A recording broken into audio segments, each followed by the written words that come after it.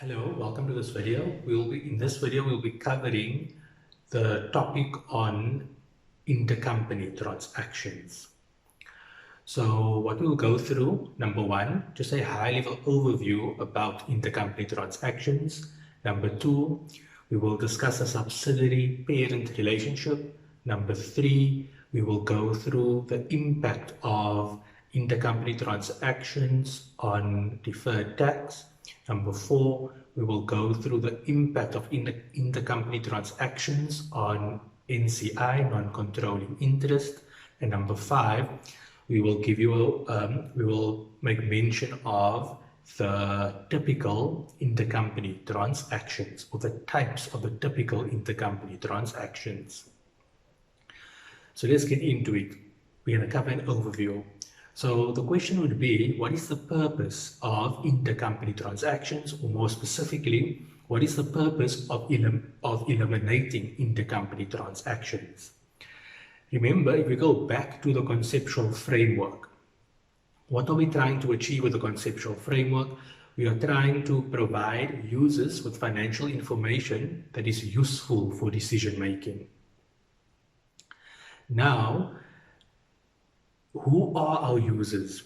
Our users are our primary users. And who are our primary users? Basically, they are current and future, or current and potential investors, and then current and potential lenders and creditors. Okay, so they are our primary users, and we provide financial information that is useful for decision making for them. Now, when you look at an investor, they may want to make an investment into a particular company. Perhaps you and I want to make an investment into a particular company, and typically the asset managers wants to make large investments into a particular company. So who can they invest in is basically who they can buy shares in. We buy shares via the JSE. And therefore we can only buy into companies or own a share of a company that's listed on the JSE, at least for South African purposes. Now, if you look at Shoprite, if you want to invest into Shoprite, who do you invest in? You're not investing into Shoprite only. Instead, you're investing into Shoprite Group. Okay, and Shoprite Group is made up of many companies. Just for our purposes, it would be Shoprite and Checkers. So when we prepare a set of financial statements from a group perspective, we are putting together the two separate trial balances and presenting them as one set of financial statements. We are presenting them as one economic entity. Now, as a result of that, in the separate financial statements, in the separate trial balances, there may have been transactions between the two entities, between Shoprite and Checkers. However, from a group perspective, they are now one economic entity. They are one company, and hence you cannot have a transaction with yourself. We only want to represent transactions with those outside of the group. And therefore, when we prepare group financial statements, we have to remove any transactions with ourselves. So that is basically the reason as to why we eliminate intercompany transactions. Because from a group perspective, we want to present financial information, disclose financial information, representing one economic entity. So now let's go on to the second part. The second part is about the subsidiary-parent relationship, and this is now specifically relating to intercompany transactions. What you should know that our starting point, or the way we prepare group financial statements, is we start off with the separate and individual trial balances of every company within the group. We start off with the individual trial balance of the parent and the separate trial balances of the subsidiary. So that is our starting point. Our end point is ending with the trial balance of the parent as well as the trial balances of the subsidiary, but from a group perspective. So included in the starting point there may be transactions between the parent and the subsidiary. However, in the endpoint, from a group perspective, we still want 100% of the parent, 100% of the subsidiary, of the income, of the liability, of the assets, liabilities, income, and expenditure on a line-by-line basis. But this time, those numbers should exclude any intercompany transactions. And what's important to note, that for intercompany transactions, the journal entries for a parent-subsidiary relationship, whether it is parent to sub or sub to parent, will be exactly the same. There's no difference in the journal entries. So just take note of that. It will be slightly different when we come to associates, but for the purposes of this lesson, we're covering the parent-subsidiary relationship. And what I want you to know, that the journal entries to eliminate intercompany transactions, whether it is parent to sub or sub to parent, is exactly the same. Now I want to go on to the impact of intercompany transactions on deferred tax. Deferred tax will only be impacted if the elimination of intercompany transactions result in a change in group profits. So when you look at the journal entry, and the journal entry results in a change, meaning an increase or a decrease in group profits, then there will be an impact on deferred tax. So let's make sense of that. Let's say as a result of the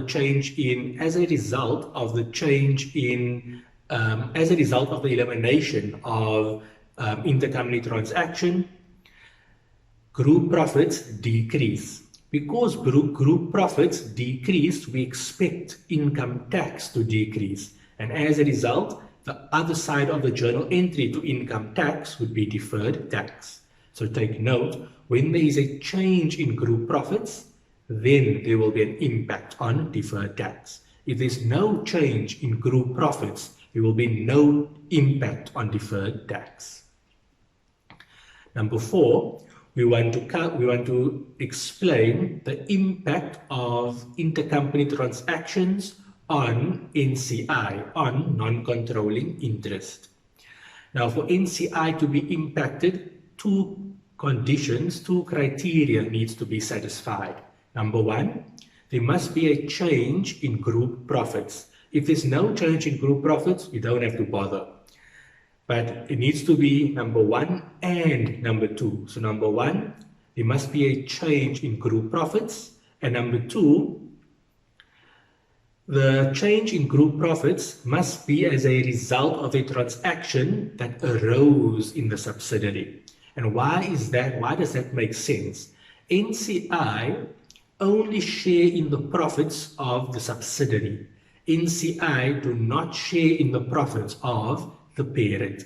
So therefore, if a transaction arose in the parent, if the parent made a profit, an intercompany profit, and we now process the intercompany elimination journal, group profits may change, but group profits are changing as a result of a transaction that arose in the parent. Therefore, NCI will not be impacted. However, the very same transaction that may have gone from sub to parent, so the transaction is arising in the subsidiary. It is the subsidiary that's making a profit. In that instance, we will then, the subsidiary, NCI, will be impacted. Why? Because group profits are changing as a result of a transaction that took place in the subsidiary. Number 5, the last aspect I want to cover in this lesson are the typical intercompany journal entries. So basically there are 4 typical intercompany journal entries. Take note, there could be plenty, but the typical 4 intercompany journal entries are as follows. In no particular order. Number 1, it is the elimination of the intercompany sale of inventory. Number 2, it is the elimination of the intercompany sale of a depreciable asset. Number 3, it is the elimination of the intercompany management fee. And then number 4, it is the intercompany elimination of dividends. So from a parent-subsidiary relationship, the only dividends that we will eliminate is a dividend that has been declared by the subsidiary. So just take note of that. So to summarize, we went through 5 aspects. Number 1, what is the purpose of eliminating intercompany transactions? We said that although correctly, the separate and individual trial balances may include transactions between group companies, but when we look at it from a group perspective, those companies are now one economic entity, and hence we should not have any transactions with ourselves, but only with those outside of the group. Number 2, we discussed the parent-subsidiary relationship, and we said that when it comes to intercompany transactions, whether it's parent to sub or sub to parent, the journal entries to eliminate an intercompany transaction will be exactly the same. Number 3, we discussed the impact of the intercompany transactions on deferred tax. We said only if there is a change in group profits will there be an impact on deferred tax.